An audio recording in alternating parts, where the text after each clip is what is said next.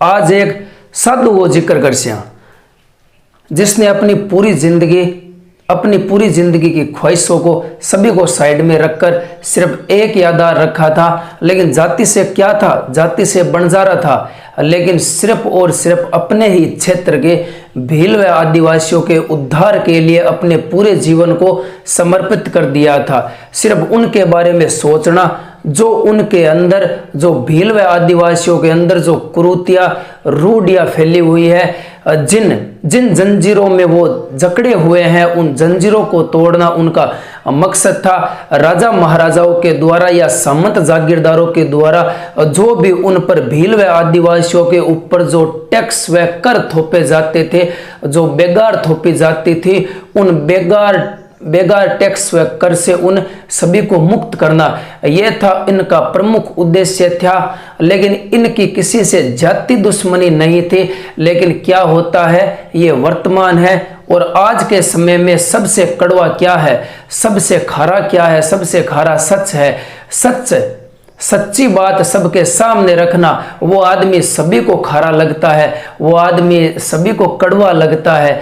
इसीलिए आप एक बार खुद सोचिए कि अभी वर्तमान के अंदर साधु के रूप में जो सबसे लोकप्रिय कौन है, धीरेन्द्र शास्त्री, बागेश्वर बाबा के पीठाधीश धीरेन्द्र शास्त्री की बात कर रहा हूं। जिस प्रकार धीरेन्द्र शास्त्री सच्ची बातों को सबके सामने रखने में हिचकिचाते नहीं है, ठीक उसी प्रकार गोविंद गुरु ने भील व आदिवासियों के ऊपर राजा महाराजाओं के द्वारा जो भी टैक्स लगते थे, जो भी उनसे बेगार ली जाती थी, जो भी उनके साथ में जाति की जाती थी, वो सभी बातें मंच पर खुले खड़े होकर गोविंद गुरु जी कहते थे और हर गांव के अंदर अपनी एक धूनी लगाते थे और उस धूनी के पास में सभी को बुलाकर अग्नि देवता की कसम खिलाकर ये कहते थे कि आज के बाद में आप राजा महाराजाओं को टैक्स नहीं देंगे, जागीर नहीं देंगे और साथ में जो आपके भीतर में कुरीतियां छुपी हुई है, उन कुरीतियों को मिटाना है। आज के बाद में आप शराब नहीं पियोगे, मांस नहीं खाओगे, गायों को नहीं मारोगे, ना ही पशु पक्षियों को मारोगे और अपने घर की बेटियों को नहीं बेचोगे। ये कुछ और भी आदिवासियों भीलों के अंदर कुरीतियां फैली हुई थी। इन कुरीतियों को मिटाने के लिए जो बांसवाड़ा डूंगरपुर से आते हैं गोविंद गुरु जी आज इस वीडियो के अंदर सिर्फ इनका ही जिक्र करने वाले हैं। गोविंद गुरु के नेतृत्व में जो भी भील आंदोलन होता है, उनसे जो भी अक्सर कंपटीशन एग्जाम के अंदर प्रश्न पूछे जाते हैं, वो सभी आपके सामने रखने वाला हूं। जैसे भगत पंथ की स्थापना कब होती है, वह किसने की थी, संत सभा की स्थापना कहां पर होती है और इसका प्रथम अधिवेशन कहां पर होता है, वह कब होता है, और गोविंद गुरु का जन्म कहां पर होता है, गोविंद गुरु की गतिविधियों का प्रमुख केंद्र कौन सा था, और मानगढ़ हत्याकांड के पीछे जो सबसे बड़ा सच सामने आता है, वो सभी बातें आपके सामने रखने वाला हूं। सभी साथियों का हार्दिक स्वागत है आपके परिवार में। साथियों, आज हम बात करने वाले हैं जो गोविंद गुरु के नेतृत्व में भील आंदोलन होता है, उसी से ही आपको रूबरू करवाने वाला हूं। जो भीलों व आदिवासियों के ऊपर जाति होती है, उनसे आपको रूबरू करवाने वाला हूं। साथियों, अगर मेरे द्वारा जो भी यहां पर आपको जानकारी मिले, अगर वो जानकारी आपको पसंद आ जाए तो आप अपने साथियों में शेयर करना, वीडियो को लाइक करना और कमेंट करके जरूर बताना कि आपको वीडियो कैसा लगा। और हाँ, अभी तक आप इस परिवार के अंदर नहीं जुड़े हो तो एक बार चैनल को सब्सक्राइब कर देना और बेल आइकन को प्रेस कर देना, ताकि मेरे द्वारा जब भी नया वीडियो डाला जाए वो सबसे पहले आप तक पहुंच सके। साथियों, अगर मैं अब बात करूं कि भील आंदोलन की, अगर मैं बात करूं भील आंदोलन, ये जो डूंगरपुर और बांसवाड़ा के अंदर जो भील आंदोलन होता है, इसका नेतृत्व कौन करते हैं, गोविंद गुरु। आज मेरे नाम को जिक्र चाली वीडियो के अंदर सिर्फ मेरो नाम गूंजी, गोविंद। आज गोविंद गुरु इनको नेतृत्व करे भील आंदोलन को। सबसे पहला अगर बात करा गोविंद गुरु की बात करा, गोविंद गुरु एक साधुआ बहुत बड़ी हस्ती है, लेकिन के सबसे भयानक जो 1857 की क्रांति होती है उसके ठीक 1 साल के बाद में जन्म किसका होता है? 1858 को गोविंद गुरु का जन्म होता है। कहाँ पर होता है? बेड़सा या बंसिया गांव में। बेड़सा कह दीजिए या बंसिया कह दीजिए, बेड़सा या बंसिया गांव में होता है। और ये गांव कहाँ पर है? ये गांव है डूंगरपुर जिले के अंदर आता था। ये गांव डूंगरपुर जिले के अंदर आता था और अभी भी डूंगरपुर जिले के अंदर ही बेड़सा गांव है। अगर मैं बात करूं कि गोविंद गुरु ने अपनी गतिविधियों का प्रमुख केंद्र किसे बनाया था, ठीक उसी प्रकार मोतीलाल तेजावत का जन्म जहां पर होता है, जिस ठिकाने के अंदर जन्म होता है जाडोल ठिकाने के अंदर, जाडोल को ही अपनी गतिविधियों का केंद्र बनाया था। जहां पर जिस शहर में रह रहे हो, अगर उस शहर पर कुछ भी ज्यादती की जाती है तो आप सबसे पहले किसका सपोर्ट करोगे? आप अपने शहर का सपोर्ट करोगे। आप अपने शहर के अंदर जो भी गलत हो रहा है उसके प्रति आप खड़े हो जाओगे। ठीक उसी प्रकार गोविंद गुरु ने जो बेड़सा गांव है, इसी गांव को अपनी गतिविधियों का प्रमुख केंद्र बनाया था। यह प्रश्न एग्जाम के अंदर पूछा जाता है, गतिविधियों का प्रमुख केंद्र। गोविंद गुरु ने अपनी गतिविधियों का प्रमुख केंद्र किसे बनाया था? तो अपने गांव को ही बनाया था जहां पर गोविंद गुरु का जन्म होता है। उससे ही गोविंद गुरु ने अपनी गतिविधियों का प्रमुख केंद्र बना लिया था। यहाँ से ही सभी गतिविधियां संचालित होती थी कि आगे कौन से गांव में जाना है, आगे वहां पर जाकर क्या करना है, धूनी स्थापित करनी है और उनको सभी भील आदिवासियों को शपथ दिलानी है। और जो भी यहाँ पर गतिविधियां रहती थी उन सभी गतिविधियों से रूबरू करवाते थे गोविंद गुरु। और अगर मैं आगे बात करूं, गोविंद गुरु का जन्म 1858 को बेड़सा या बंसिया गांव डूंगरपुर में होता है। डूंगरपुर को पहाड़ों की नगरी कहा जाता है। अगर मैं बात करूं कि गोविंद गुरु के ऊपर प्रभाव किसका था? स्वामी दयानंद सरस्वती। स्वामी दयानंद सरस्वती से बड़े मोटिवेट थे गोविंद गुरु। अगर मैं गोविंद गुरु के गुरु की बात करूं कि गोविंद गुरु के गुरु कौन थे, तो जो कोटा बूंदी इलाका है, इस कोटा बूंदी अखाड़े के साधु थे। कोटा बूंदी के एक अखाड़े के साधु थे, उनका नाम था अखाड़े के साधु थे और इनका नाम था राजगिरी जी इनके गुरु थे। कोटा बूंदी जो अखाड़ा है उसके साधु महाराज थे, राजगिरी जी थे। इनके बड़े प्रिय शिष्य थे गोविंद गुरु। गोविंद गुरु का जन्म है वो बंजारा परिवार में होता है। बंजारा परिवार में गोविंद गुरु का जन्म 1858 को बेड़सा या बंसिया गांव में होता है। अब अगर आगे बात करूं कि भिल्लों का उद्धार है वो गोविंद गुरु के द्वारा कैसे किया जाता है, अब बढ़ते हैं सीधे उसके ऊपर। अगर मैं बात करूं 1858 को तो इनका जन्म हो गया। फिर क्या होता है 1883 को गोविंद गुरु के द्वारा ये देखा जाता है भील व आदिवासियों में जो भी कुरीतियां फैली हुई थी, इन सभी कुरीतियों को मिटाने के लिए गोविंद गुरु ने क्या किया था? संप सभा की स्थापना की थी, धूनी स्थापित की थी। सबसे पहले धूनी कहां पर स्थापित की थी? सबसे पहले धूनी स्थापित की थी अपने बेड़सा गांव के अंदर धूनी स्थापित की थी। 1883 के अंदर गोविंद गुरु के द्वारा संप सभा की स्थापना की जाती है। संप सभा की स्थापना की जाती है। अगर आपको पूछ ले कि संप सभा को और क्या कहा जाता है, संप सभा को कहा जाता है प्रेम की सभा, जहां पर प्रेम ही प्रेम बरसाया जाता है। गोविंद गुरु के द्वारा आदिवासियों व भिल्लों में जागरूकता लाने के लिए, सामाजिक व आध्यात्मिक चेतना को बढ़ाने के लिए और उनमें थोड़ी समझ को डेवलप करने के लिए गोविंद गुरु के द्वारा संप सभा, जिसे प्रेम सभा कहा जाता है, इसकी स्थापना 1883 के अंदर कहां पर की जाती है? तो ये स्थापना की जाती है सिरोही के अंदर। याद रखना, पेपर के अंदर प्रश्न पूछा ही पूछा जाएगा कि 1883 के अंदर संत सभा की स्थापना किसने की थी? गोविंद गुरु ने की थी। कब की थी? 1883 के अंदर की थी। और कहां पर की थी? सिरोही के अंदर की थी।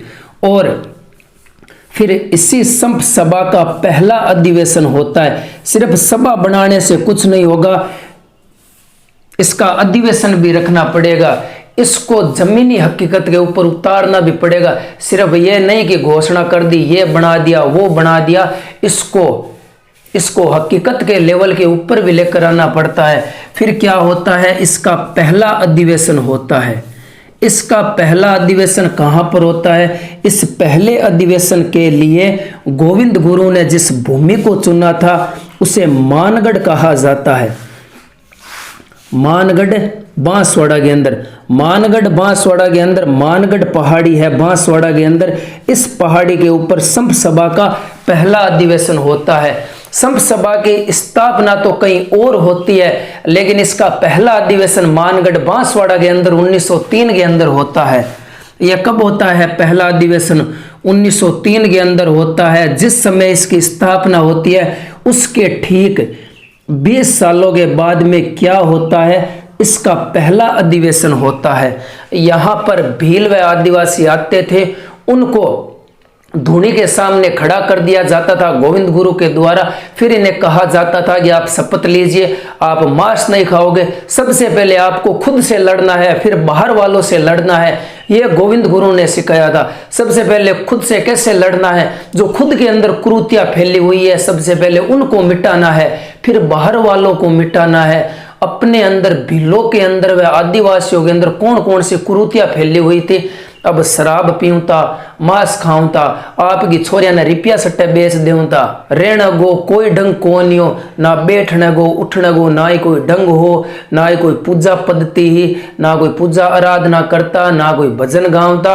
और जो भी अंग माथे आर अगर जो भी टैक्स लगा दियो या कर लगा दिया, बेगाड़ लगा दी, तो यूं एक ये करता, इनको कभी भी खुलर विरोध कौन करता।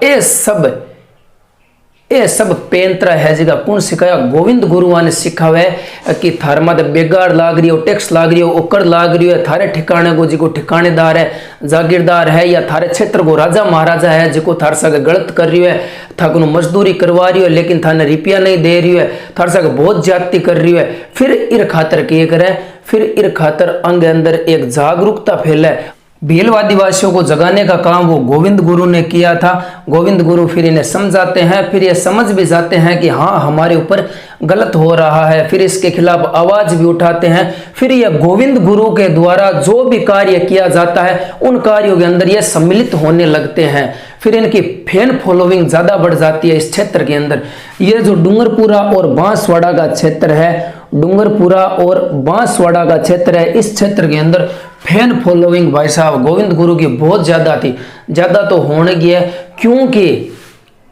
क्योंकि जो गलत के खिलाफ आवाज उठाता है उसके साथ में सबसे ज्यादा खड़े होते हैं, उसके साथ में सबसे ज्यादा खड़े होते हैं। और गलत के खिलाफ आवाज किसने उठाई थी? गोविंद गुरु ने उठाई थी। एक समाज में बदलाव लाने के लिए आवाज उठाई थी, एक समाज को सुधारने के लिए आवाज उठाई थी। जागीरदार व सामंतों महाराजाओं के द्वारा जो भी अत्याचार हो रहे थे उन अत्याचारों के खिलाफ जो आवाज उठाई थी वो गोविंद गुरु ने ही उठाई थी। अब आपको याद रखना है, ये सभी याद रखना है, एकदम अच्छे से याद रखना है कि 1858 को गोविंद गुरु का जन्म बेड़सा बसिया गांव डूंगरपुर में होता है और अपनी गतिविधियों का केंद्र अपने गांव को ही बनाया था जहां पर इनका जन्म होता है। स्वामी दयानंद सरस्वती इनके मोटिवेटर थे, इनके आइडल थे और इनके गुरु का नाम था राजगिरी, इनके गुरु का नाम था। और गोविंद गुरु के द्वारा भील आंदोलन के नेतृत्व के अंदर सबसे पहले 1883 के अंदर संत सभा जिसे प्रेम सभा कहा जाता है, इसका क्या की जाती है? स्थापना की जाती है सिरोही के अंदर। तो स्थापना की जाती है संप से सिरोही से संप सभा की स्थापना तो 1883 के अंदर की जाती है, लेकिन 20 सालों के बाद में इसका पहला अधिवेशन रखा जाता है मानगढ़ धाम बांसवाड़ा के अंदर, मानगढ़ पहाड़ी बांसवाड़ा के ऊपर इसका पहला अधिवेशन रखा जाता है। अब बढ़ते हैं आगे। अब 1903 के अंदर संत सभा को पहलो अधिवेशन मानगढ़ पहाड़ी पर हो गया, बांसवाड़ा के अंदर हो जाता है, इसका पहला अधिवेशन हो जाता है। ये भील आदिवासियों को जगाने का काम करते हैं। लेकिन फिर क्या होता है, जब गोविंद गुरु की फैन फॉलोइंग बहुत ज़्यादा बढ़ जाती है, सभी उसी क्षेत्र के अंदर डूंगरपुर बांसवाड़ा क्षेत्र के जो भी भील आदिवासी थे, जो राजा महाराजा की बातें नहीं मानकर बात किसकी मानते थे, गोविंद गुरु की बात मानते थे। किसकी बात मानते थे, ये हो गया डूंगरपुर, ये हो गया बांसवाड़ा और इस तरफ है गुजरात। ठीक है, यहाँ पर इस क्षेत्र के अंदर सारी बातें मानी जाती थी भील आदिवासियों के द्वारा गोविंद गुरु की। गोविंद गुरु की बातों को ही ये सर्वप्रथम मानते थे, राजा महाराजाओं की बातों को काट देते थे। इसीलिए क्या है, सरकार, सामंत, जागीरदार इनसे क्या हो गए थे, गोविंद गुरु से नाराज हो गए थे। फिर 1908 के अंदर इन्हें विवश किया जाता है, इन्हें डूंगरपुर छोड़ने को मजबूर कर दिया जाता है, बेड़सा गांव छोड़ने को इन्हें मजबूर कर दिया जाता है। अपने बेड़सा गांव छोड़ने को क्या कर दिया, मजबूर कर दिया, विवश कर दिया कि आपको ये छोड़ना पड़ेगा, नहीं आपको गिरफ्तार किया जाएगा, ये बोल दिया गोविंद गुरु को। अब क्या मरता क्या नहीं करता, कुछ न कुछ तो करना ही पड़सी। तो गोविंद गुरु क्या करे, आपकी दिमाग को इस्तेमाल कर बेड़सा गांव को कुछ समय के लिए छोड़ देते हैं। या अब जाए तो जाए कहाँ, अब जाएंगे इडर व गुजरात, इडर व सूंथ। ये दोनों कहाँ पर आते हैं, ये दोनों क्षेत्र आते हैं गुजरात में। गुजरात में अब पहुंच गए भैया, सूंथ व इडर पहुंच गए। यहाँ पर कब पहुंचे थे, यहाँ पर 1908 से 11 3 सालों तक गोविंद गुरु हाड़ी का काम करते हैं। हाड़ी का काम किया था, वह भील आदिवासियों के कांटेक्ट में भी रहे थे, हाड़ी का काम किया था, खेत के अंदर हाड़ी का काम भी किया था, 3 सालों तक हाड़ी का काम किया था। लेकिन वापस आते हैं, वापस कब आते हैं, वापस 1911 के अंदर कहाँ पर आते हैं, वापस 1911 के अंदर डूंगरपुर पहुंच जाते हैं, अपने मूल गांव पहुंच जाते हैं, जहां पर जन्म होता है, जहां पर जन्म भूमि थी, वहां पर पहुंच गए बेड़सा गांव के अंदर। बेड़सा गांव के अंदर पहुंच गए। बेड़सा गांव में पहुंचने के बाद में यहाँ पर क्या की थी, यहाँ पर अपनी एक धूनी स्थापित की थी। यहाँ पर क्या कर दी, यहाँ पर भी आकर धूनी स्थापित की और गांव के अंदर भी अपनी धूनी स्थापित करने लग गए थे। और यहीं से ही भगत पंथ की स्थापना की थी। भगत पंथ की शुरुआत किसने की थी, यह प्रश्न पूछा जाता है। भगत पंथ तो साधु महात्मा के द्वारा ही चलाया जाता है। भगत सबसे ज्यादा किसके होते हैं, या भगवान के होते हैं, या जो भगवान का रूप होते हैं, साधु होते हैं जो भगवान की आराधना करते हैं, सबसे ज्यादा तो फैन फॉलोइंग उसकी ही होगी।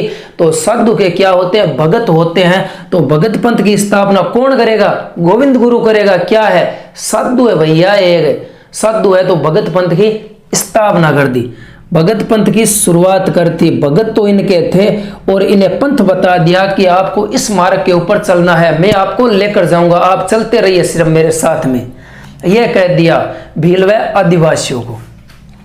भगत पंथ की स्थापना कर दी। और फिर क्या होता है, डूंगरपुर पुलिस के द्वारा इन्हें 1913 के अंदर क्या किया जाता है, 1913 के अंदर इन्हें गिरफ्तार किया जाता है। इन्हें गिरफ्तार कौन करेगी, डूंगरपुर पुलिस करेगी। अरे गोविंद गुरु जी थाने वापस में एक बार समझायो, 1908 के अंदर समझायो कि थाने डूंगरपुर वापस को नहीं आनो, तो थे आड़ वापस आर भगत पंथ की शुरुआत कर दी। थे तो थारे आंदोलन ने क्या करिया, भड़का रिया भील आदिवासियों ने हमारे खिलाफ, राजा महाराजा आ बात कहवे कि थे तो भील आदिवासियों ने, हमारी प्रजा ने हमारे खिलाफ थे भिड़का रिया हो, वो काम क्यों कर रिया हो। तो पुलिस ने भेजे, पुलिस हटू गिरफ्तार करे, गोविंद गुरु ने गिरफ्तार करे। और गिरफ्तार करया बाद गए माया जेल के अंदर गोविंद गुरु ने कहे या थे डूंगरपुर छोड़ दो या फिर जेल के अंदर बैठे रहो, थागन दो चॉइस है, के करशो। गोविंद गुरु कहे दूसरी चुनशू, डूंगरपुर छोड़ दूं मैं, तो डूंगरपुर छोड़ देते हैं गोविंद गुरु। गोविंद गुरु क्या कर दिया, डूंगरपुर छोड़ दिया, या डूंगरपुर छोड़ दिया। और अब कहां जाएंगे, अब जाएंगे भैया सूंथ। सूंथ व बांसवाड़ा की सीमा के ऊपर मानगढ़ पहाड़ी है। अब उस मानगढ़ पहाड़ी के ऊपर डेरा डालेंगे। कहाँ पर डेरा डालेंगे? मानगढ़ पहाड़ी के ऊपर डेरा डालेंगे, जो गुजरात व बांसवाड़ा की, गुजरात व राजस्थान की सीमा के ऊपर। अगर जिलों की बात करूं, सोंथ व बांसवाड़ा। अब मैं बात करूं गोविंद गुरु जी, गोविंद गुरु डूंगरपुर छोड़ दियो, अब डूंगरपुर और बांसवाड़ा, डूंगरपुर और बांसवाड़ा यहाँ पर है गुजरात। इन दोनों की सीमा के ऊपर कौन सी पहाड़ी है? मानगढ़ पहाड़ी है। कौन सी पहाड़ी है? मानगढ़ पहाड़ी है। 1913 के अंदर मानगढ़ पहाड़ी के ऊपर पहुंच जाते हैं और यहीं पर ही अपना रहना खाना, यहीं पर ही बस जाते हैं गोविंद गुरु जी। और सभी को फिर पता चलने लग गया कि गोविंद गुरु जी तो यहाँ पर बैठे हैं मानगढ़ पहाड़ी के ऊपर। तो इतना सभी को पता चल जाने के बाद में सभी यहाँ पर आने लग जाते हैं। सभी यहाँ पर भील आदिवासी अपने राशन का सामान लेकर यहाँ पर आने लग जाते हैं कि जहाँ पर हमारे गुरु जी रहेंगे हम तो वहीं रहेंगे। यहाँ पर भील आदिवासी आने लग जाते हैं। बड़े ही भारी संख्या के अंदर यहाँ पर लोग मानगढ़ पहाड़ी के ऊपर आने लग जाते हैं। सरकार चिंतित हो जाती है। फिर क्या होती है? 6 से 10 नवंबर के बीच में, 6 से 10 नवंबर 1913 की बात है। 6 से 10 नवंबर के बीच में मेवाड़ भील कोर की, मेवाड़ भील कोर, मेवाड़ भील कोर, इस मेवाड़ भील कोर की स्थापना कब होती है? तो मैंने आपको बताया था कि 1841 के अंदर मेवाड़ भील कोर की स्थापना होती है। मेवाड़ भील कोर की 2 कंपनी यहाँ पर आती है। 104 Wellesley rifle, 104 Wellesley rifle, 104 Wellesley rifle और 7वीं राजपूत रेजिमेंट, 7वीं राजपूत रेजिमेंट। यह क्या करती है? यह मेवाड़ भील कोर की 2 कंपनियां मानगढ़ पहाड़ी को 6 से 10 नवंबर के बीच में, इस मानगढ़ पहाड़ी, ये जो मानगढ़ पहाड़ी है, ये देखिए, ये मानगढ़ पहाड़ी है। इस मानगढ़ पहाड़ी को क्या कर लिया? इस पहाड़ी को पूरा का पूरा किसने घेर लिया? मेवाड़ भील कोर ने क्या कर लिया? इस पहाड़ी को घेर लिया। भैया सब चिंतित हो गए, क्योंकि यहाँ पर अंग्रेज आ गए थे और अंग्रेजों के द्वारा इस मानगढ़ पहाड़ी को घेर लिया था, क्योंकि सभी भील और आदिवासी यहाँ पर बैठे थे, इसीलिए इस पूरी पहाड़ी को घेर लिया। घेरने के बाद में क्या होता है? 12 नवंबर की बात बताता हूँ। 12 नवंबर को गोविंद गुरु के द्वारा जो मेवाड़ भील कोर, इन दोनों कंपनियों के जो आला अधिकारी थे, इन सभी आला अधिकारी को ये कहा जाता है, एक मांग पत्र भेजा जाता है कि भैया ये आदिवासी व भीलों की मांग है, आप इसे मान लीजिए। फिर अंग्रेजों के द्वारा इनकी मांग को नहीं माना जाता है और फिर 17 नवंबर 1913, 17 नवंबर 1913 को क्या होता है? मेवाड़ भील कोर जिसने इस पूरी मानगढ़ पहाड़ी को घेर रखा था, वो यहाँ पर पहुंच जाती है और यहाँ पर पहुंचने के बाद में बड़ी भारी संख्या में फायरिंग करती है। गन मशीन साथ में लेकर आती है, धारदार चाकू हथियार सब लेकर आती है, राइफल्स सभी मेवाड़ भील कोर की कंपनियों के पास में होता है। यहाँ पर आने के बाद में बहुत भारी संख्या में फायरिंग की जाती है और इस जनसंहार या नरसंहार के अंदर क्या होता है? बच्चे, बुजुर्ग, महिला, पुरुष, यहाँ पर 1500 लोग मारे जाते हैं। 1500 लोग डेथ इन मानगढ़ पहाड़ी बांसवाड़ा। यहाँ पर 1500 लोग क्या मारे जाते हैं और बहुत भारी संख्या में यहाँ पर लोग घायल हो जाते हैं। यहाँ पर क्या हो जाते हैं? घायल भी हो जाते हैं। और इससे ही जनसंहार व नरसंहार को क्या कहा जाता है? मानगढ़ पहाड़ी, मानगढ़ धाम को क्या कहा जाता है? इसे कहा जाता है राजस्थान का जलियांवाला बाग। राजस्थान का जलियांवाला बाग किसे कहा जाता है? ये मानगढ़ पहाड़ी बांसवाड़ा को कहा जाता है, क्योंकि जिस प्रकार जलियांवाला बाग के अंदर अनेक लाशें पड़ी थी मैदानों के अंदर, ठीक उसी प्रकार इस पहाड़ी के ऊपर भी सरकार के द्वारा ज्यादती की जाती है, गोलियां चलाई जाती है, अनेक घायल हो जाते हैं, निर्दोष बच्चे, महिला, पुरुष सभी यहाँ पर घायल हो जाते हैं। लेकिन सरकार के द्वारा ये नहीं देखा जाता है कि सामने कौन खड़ा है, निर्दोष बच्चे, बालक, बूढ़े आदमी सभी खड़े हैं, लेकिन सरकार नहीं सोचती है। यहाँ पर फायरिंग होती है। फिर फायरिंग के अंदर आप सभी को पता है कि क्या होता है, यहाँ पर निर्दोष जाने ही जाती है। यह राजस्थान का क्या हो गया? जलियांवाला बाग हो गया। यह कब होता है? 1913 के अंदर होता है, मार्ग शीर्ष पूर्णिमा को। ये आपको याद रखना है। ये अटैक कब हुआ था? ये जो मानगढ़ धाम बांसवाड़ा के अंदर अटैक होता है मार्गशीर्ष पूर्णिमा को होता है 17 नवंबर 1913 को। मानगढ़ पहाड़ी माँ से मानगढ़, माँ से मार्गशीर्ष, मामा याद रखना है। मानगढ़ का नाम है, बांसवाड़ा का नाम है, तो मामा को याद रखना है। मार्गशीर्ष पूर्णिमा को होता है मानगढ़ पहाड़ी, ये कहाँ पर है? बांसवाड़ा के अंदर है। इसी पहाड़ी के ऊपर 1500 लोग मारे जाते हैं, जिसे राजस्थान का जलियांवाला बाग कहा जाता है। फिर गोविंद गुरु को गिरफ्तार करके कहां पर रखा जाता है? गोविंद गुरु को बाद में गिरफ्तार करके अहमदाबाद जेल में रखा जाता है और यहां पर जज साहब के द्वारा मृत्युदंड की सजा सुनाई जाती है। मृत्युदंड की सजा सुनाई जाती है गोविंद गुरु को, लेकिन 7 सालों के बाद में फिर इन्हें रिहा कर दिया जाता है, इन्हें छोड़ दिया जाता है। और गोविंद गुरु का अंतिम समय कहां पर बीता था? यह बीता था कंबोई गुजरात के अंदर, याद रखना है, कंबोई गुजरात के अंदर। गोविंद गुरु का अंतिम समय कंबोई गुजरात के अंदर बीता था। और 1931 के अंदर गोविंद गुरु का क्या हो गया? निधन हो गया। 1931 के अंदर क्या हो गया? गोविंद गुरु का निधन हो गया।